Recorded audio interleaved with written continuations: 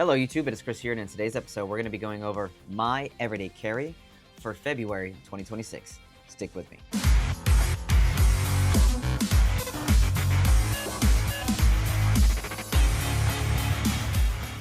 Welcome back everybody, and thank you for sticking with me. Like I said, today we're going to be going over my everyday carry for February 2026. So before we get started and dive into this, we have a ton of new stuff to go over, plus a bunch of stuff over there.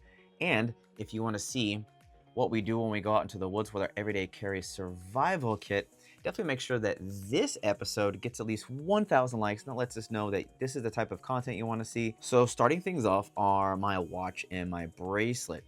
This is the Woolly Mammoth by Outdoor Element. It has a ton of jute cordage, so I always have cordage with me. However, I also have a water-resistant fire tinder at all times. This also is sporting a giant ferro rod, considering it is coming off of a buckle.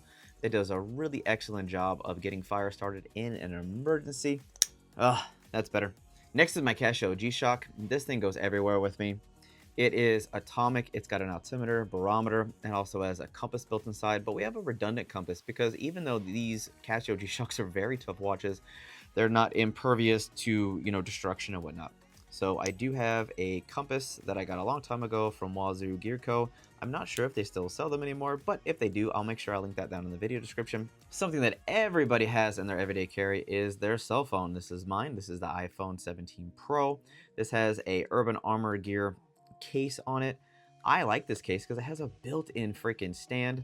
So if I am going to be watching content or I need to hold it a little more securely because I'm out in the woods or something. But this case is rated for like 10 or 12 foot drops, so it's been really, really secure. As a restaurant manager, I have dropped this phone on tile several times and the screen is perfectly intact, and I do not have a screen protector on it. Moving on from there, we're going to go into the various ways that I can start a fire with. So first off, we have my Exotac Nano Spark. This thing is really, really, really amazing. It can start fires very, very easy. I do keep a tinder tab in here to make sure I always have some form of fire tinder on me at all times, in addition to the jute that is on my Woolly Mammoth. I have my necklace from Wazoo Gear Co. This is the Viking Whetstone necklace. I've had this for a very long time. This necklace is probably 8 to 10 years old. I have a fire still on here. I have 80 pound test braided fishing line, and this is a little spool tool that came from Grim Survival.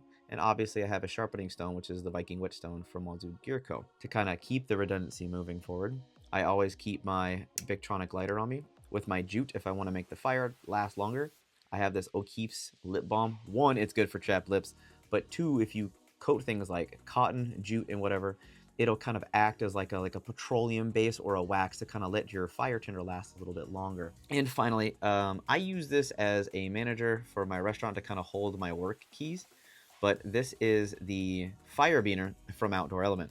It has a seatbelt cutter, has a glass breaker, oxygen tank key. It has an awesome spark wheel on it to get fire started. But the fact that you can literally just grip this thing and break glass in an emergency and cut your seatbelt to get out of a vehicle, this literally hangs out on my belt loop, whether I'm wearing pants, chinos for church, I'm at work. If I have a belt loop on a pair of shorts or a pair of pants, this is on me at all times, whether I have keys on it or not. Next up is my keys. This is a key organizer by Jib & Key. I just have my house key, my mail key. I have a USB flash drive for like when I'm out on the go and I need to kind of save some storage for some stuff. And then on those times where I forget to keep a knife on me, which is extraordinarily and exceedingly rare, I do have my saw keychain knife, which is kind of cool. I can always open those Amazon packages on the fly. Moving on, we're going to be diving into my wallet. This is one of my favorite wallets on the planet. This is the Chums wallet. I have almost every single colorway, where it's blue, gray, green, black, orange. I've got them all. They're extremely cheap, and they're some of my favorite wallets, and that has remained true over the years. I carry these with me every single day. We do have some goodies inside. It can hold plenty of cash. It can hold about like $300 to $400 in cash, and including cards. If you have it in 20s, you can hold substantially more if you have 50s and 100s, especially if you're traveling. But inside here, I have a few goodies inside it. So I have the fishing card by Grim Workshop. This gives me a ton of fishing hooks. Additionally, I have some plastic lures. I don't know how these would work on things like catfish and whatnot here in South Texas, but I still have them nonetheless. And then to make sure I can always have some fishing line so I can grab some sticks, 12 yards of cordage in addition to what is on my necklace for the 8-pound braided fishing line. I always make sure I have that with me. This is the MRF Adventure card. This has like a bottle opener. This is an edge tool implement. It's actually really freaking sharp. There is a broadhead right here for arrows. And there's a bunch of little doodads and tools for everyday carry, in addition to like a bottle opener. Making sure you have a cutting edge on you at all times, something for a survival situation. I'd rather have this kind of stuff, really tiny, super thin form factor about the size of 3 to 5 cards on me, than have nothing at all. I have my Trekker pin from Fisher Space Pens. As a manager of a restaurant here in San Antonio, which is Henry's Puppy Tacos off Bandera and 410, this is invaluable. These are pressurized cartridges. They write whether or not they have been in contact with grease, water. It just works when you need it. Now, if you need to be more budget minded, something I would suggest you go get to, especially if you want to be minimalist, are the Poke Pens. These are really, really cheap. They still give you a full-size pen.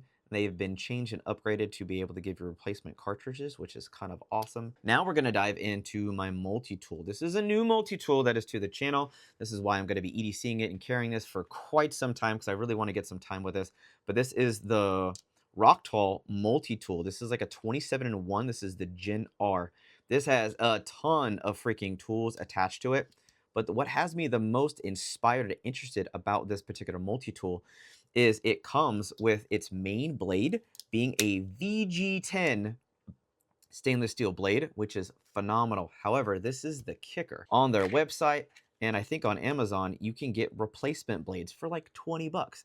They have one that is, you can get the VG10, you can get the 14 C28N Sandvik steel blades, but you can get upgraded to S35VN for, and this is like a $20 or $29 knife blade replacement if you wanted to upgrade your knife. So why am I checking this out over something like a Leatherman or anything like that? It's because this particular tool in the VG10 variant, if I'm not mistaken, it's like 45 or 50 bucks. Now, if you upgrade this to the S35VN variant off the rip, it's still only like 65, 70 bucks. It's really, really, really cheap.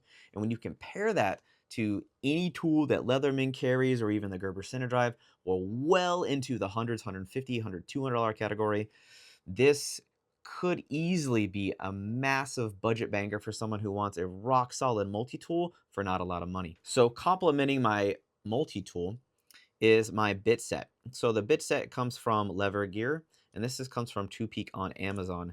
This is just a small pocket-sized ratcheting bit set. I can literally take this apart and keep it in my wallet very comfortably. It takes up the size of a pin. But these are the bits that I personally use the most often. These is T9, T8, and T6. Then I just have Phillips flathead. Then I have my Allen screw keys because I have my tripod. So with these are the most common bits that fit me the most for everyday carry that I'll actually use in a most often situation. So if I gotta mess with a pivot, screws on my knives, if I need to mess with my tripod, or I just need some generic common use ones for flathead and Phillips, I'm good to go and covered. Now we move on to Illumination. This is the Workos HD12. This is kind of a really nice budget banger of a headlamp.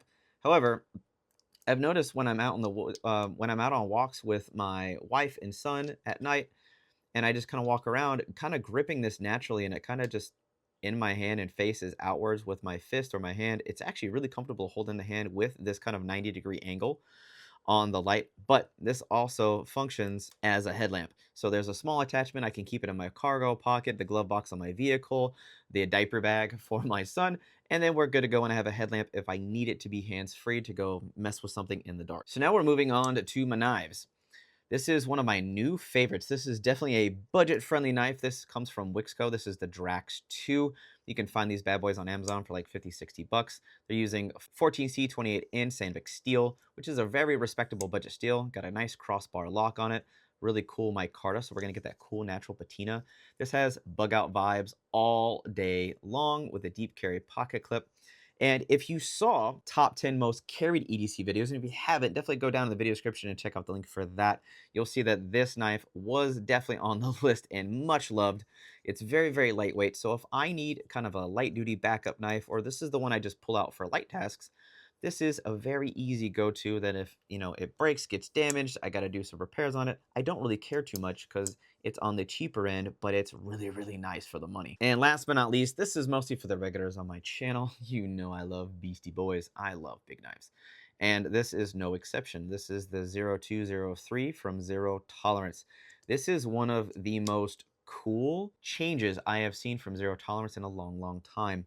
I have had some of the knives from the Hinderer collaborations from ZT and stuff like that back in the day, but this is just screaming to all the things I love. You got big, huge, fat thumb studs. It's using CPM M4 steel, a nice drop point knife, incredible ergonomics. It's beefy, but it's smaller than something like the Cold Steel 4 Max or the Cold Steel 5 Max, which you guys know I do carry. I'm that one guy, I don't care about the weight of a knife. If I need the tool to do the job and do the job right the first time, I don't mess around with weight. I will carry it and let it sag my pockets. Both of these knives that I'm rocking serve two different purposes. This is kind of like my oh crap knife. So if I'm in an everyday carry situation, because I live here in the city of San Antonio, this is kind of more palatable than carrying a giant fixed blade with me at all times. And this is just my kind of go-to EDC knife that I rock when I just need light duty stuff. I'm opening packages, I'm getting cardboard boxes got broke down, and doing stuff at work, at my job. And if you guys stuck around for the end of this video, this is kind of like a bonus knife. This is the Civivi Elementum 2. It is a gravity knife, and it's really good as a lightweight option comparison for the Wixco. So if you want to check those out or you know a lot about them. But for me, the crossbar lock is just one of those things that I've always felt more confident with things like axis locks, crossbar locks, the triad lock, and everything like that. So that's why this one made it in there. And it's a little bit thinner. I don't know if you guys can tell, but it rests in the pocket just a little bit better. But as you can see, because we have the Zero Tolerance 023, we really don't care about size and fat and being a chunky boy, because this is like legitimately like a 6.5 ounce knife. But both these knives call ridiculously sharp out of the box. They have performed really, really well for me in all the things that I need them to do day in and day out. If you guys enjoyed this video, definitely give this video a big thumbs up and share this out with your friends and family in your social media networks. And remember, if we get to 1,000 likes, we're going to be checking out that EDC survival kit. And you guys have an absolute wonderful day. I'm out.